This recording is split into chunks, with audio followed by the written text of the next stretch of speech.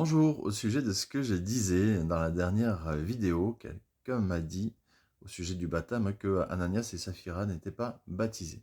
Alors je vais reprendre un petit peu le but de ma dernière vidéo, c'était de rappeler que Jésus nous a dit, enfin il a dit aux apôtres, et donc à travers les apôtres il l'a dit à nous, puisqu'il leur a dit en Matthieu 28, faites des nations des disciples, faites de toutes les nations des disciples, et enseignez-leur tout ce que je vous ai prescrit.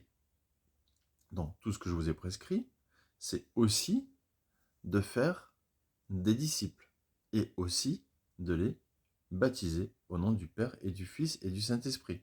Donc, ça veut dire que quand les apôtres rencontraient quelqu'un qui lui parlait de Jésus, ils lui transmettaient à cette personne tout ce que Jésus leur a transmis, déjà par l'exemple, les actes, les paroles et tous les enseignements et l'accompagnement. Donc, ils ont vu tout ça. Et ils le retransmettaient. Mais ce qu'il leur a prescrit, c'est aussi d'enseigner à ces personnes à faire la même chose. Donc, à refaire des disciples et à les baptiser eux-mêmes. Au nom du Père, du Fils et du Saint-Esprit. Attention, là aussi, on m'a fait une remarque, c'est que dans Actes, il y a des moments où on ne baptise qu'au nom de Jésus. Et donc, si les apôtres ont baptisé au nom de Jésus, il ne faut pas baptiser au nom du Père, du Fils et du Saint-Esprit. Or, dans les passages des Actes des Apôtres, les personnes qui ne sont baptisées que au nom de Jésus, c'est des personnes juives ou des personnes qui sont déjà des sympathisants juifs, des personnes qui sont des croyants Dieu, des craignants Dieu, c'est-à-dire des personnes à l'époque qui étaient des nations, mais qui ne voulaient pas se faire circoncire pour intégrer le peuple juif, parce que se faire circoncire, c'est quand même chaud quand on est adulte. Donc, ils étaient acceptés dans le peuple, dans le cadre des personnes qui croient en Dieu, comme craignant Dieu. Et c'est des personnes, vous pouvez écouter Jean-Marc Taubois, qui rentrait dans le cercle un peu de la communauté juive, mais sans être juif, par le fait de l'alliance noachique, donc faite avec Noé. Mais pas avec Moïse, pas avec la circoncision. Donc il n'y avait pas tout le respect de la loi. Bon bref. Donc, personne baptisée dans les actes, souvent, on ne peut pas dire qu'elle devait être baptisée au nom du Père et du Fils et du Saint-Esprit, puisqu'elle connaissait déjà l'Éternel et elle connaissait déjà le Saint-Esprit.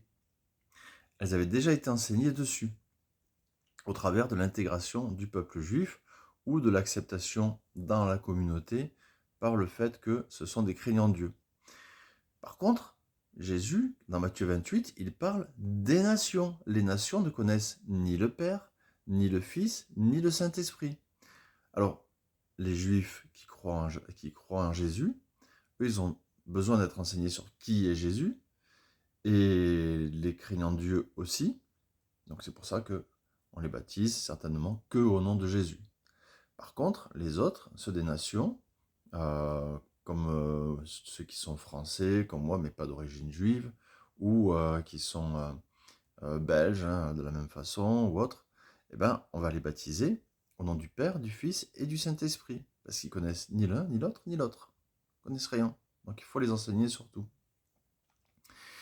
Et même, c'est peut-être même plus que ça, c'est peut-être même plus que les personnes des nations, parce que on voit en acte 10 que, par le biais de Philippe, il est précisé que en Samarie, les gens, alors qu'en Samarie, les gens sont censés connaître quand même l'Éternel et le Saint-Esprit, par le biais des 5 livres de Moïse, ils croyaient aux 5 livres de Moïse, les Samaritains, et dedans il y a l'Éternel et le Saint-Esprit, puisqu'il y a des prophètes. Et donc, ce qui se passe, c'est qu'il est bien noté que ces personnes-là ont été seulement baptisées au nom du Seigneur. Seulement au nom du Seigneur. Et c'est pour ça que les apôtres vont leur imposer les mains pour ensuite leur apporter le Saint-Esprit, quand ils vont venir en Samarie, parce qu'ils ont entendu que Philippe a été en Samarie, qu'il a évangélisé, qu'il a baptisé, et maintenant, il y a beaucoup de travail à faire, parce que ces personnes, il faut les enseigner plus profondément dans le fait de devenir des disciples. Et donc, les apôtres y vont, et là, ils se rendent compte que Philippe, bon, il les a baptisés, mais seulement au nom du Seigneur. C'est bien ce qui est écrit dans le texte. Alors, moi, le but de la vidéo précédente, c'était de faire comprendre que, parfois, quand on baptise, bon, Philippe, il a fait un oubli, mais avec Ananias et Saphira, par exemple, voilà, si vraiment ils ont été baptisés, il y a une boulette, quoi. Mais il ne faut pas se culpabiliser à cause de la boulette. Oui, on ne peut pas savoir ce qu'il y a dans le cœur des gens, en fait. On peut leur enseigner, on peut vivre avec eux, voir un petit peu, avoir l'impression de savoir ce qu'ils pensent et de ce qu'ils ont dans le cœur vis-à-vis de Jésus, du Saint-Esprit, du Père. Mais nous, on a fait ce que Jésus nous demandait. On les a enseignés, on les a baptisés, et puis on les a emmenés, accompagnés plutôt dans ce chemin de disciple-là pour leur apprendre à être dépendants du Saint-Esprit, pour leur apprendre à vivre avec Jésus qui marche devant eux, dans ce salut pour la vie éternelle. On a fait ce que Jésus nous demandait. Mais voilà, on n'est pas responsable de ce que les gens vont en faire derrière. Donc il ne faut pas se culpabiliser. Et c'est ça le but de la dernière vidéo. C'est vraiment de se focaliser sur le fait que on a fait ce que Jésus nous demandait.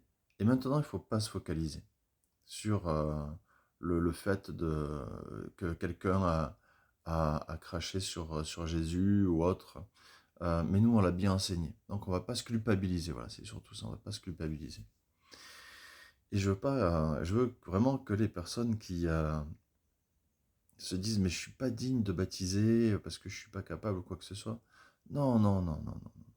À partir du moment où tu as compris qui est Jésus, qui est le Saint-Esprit et qui est le Père, et que tu as la vie éternelle grâce à Jésus, eh bien tu peux baptiser quelqu'un d'autre, tu peux redonner ce que tu as donné. Il n'y a pas de question d'être digne, il n'y a pas de question d'avoir peur, etc. On regarde les apôtres, ils ne se sont pas tapés dessus, ils ne se sont pas fouettés, je veux dire, parce qu'ils ont baptisé Ananias et Saphira. Et si tu me dis oui, mais Ananias et Saphira, ils n'ont pas été baptisés, je te dirais, écoute, en acte 10, tu vois que Philippe, il a baptisé même Simon le magicien. Ok. Et Simon le magicien, il a vu que les apôtres donc imposaient les mains pour le Saint-Esprit, puisqu'ils ne l'avaient pas reçu, les Samaritains, puisque Philippe avait omis de baptiser au nom du Saint-Esprit. Et donc là, ce qui se passe, c'est que s'ils baptisent au nom du Saint-Esprit et qu'ils imposent les mains pour que les gens reçoivent le Saint-Esprit, eh bien, je dis baptiser du Saint-Esprit, ils imposent juste les mains, mais pour qu'ils le reçoivent, il faut qu'ils sachent qui ils reçoivent. Tu ne reçois pas quelqu'un chez toi si tu ne sais pas qui c'est. Tu vois ce que je veux dire? Enfin, surtout, en toi. Là, tu reçois le Saint-Esprit. Donc, ils enseignent qui est le Saint-Esprit, forcément. Et là, comment il s'appelle? Simon, lui, il veut en faire commerce du Saint-Esprit. Il veut commercer le Saint-Esprit, c'est-à-dire qu'il veut l'acheter. Après, qu'est-ce qu'il veut en faire? Est-ce qu'il veut le revendre? Est-ce qu'il veut le... Mais en tout cas, déjà de base, il veut l'acheter. Déjà, il croit qu'on peut acheter une personne divine par de l'argent. Il croit qu'on peut acheter Dieu avec de l'argent. Parce que le Saint-Esprit, c'est Dieu. Le Saint-Esprit, c'est le Seigneur. C'est Jésus. C'est l'Esprit de Jésus. Il croit qu'on peut l'acheter avec de l'argent. Vous voyez, là aussi, les apôtres ne se sont pas fouettés. Donc fais ce que Jésus te demande. Obéis à Jésus. Fais des nations des disciples. Baptise-les au nom du Père et du Saint-Esprit. Et fais de ton mieux. Lis la Bible. Et surtout, ne te culpabilise pas, mais reprends quand il faut reprendre avec amour. Soyez bénis.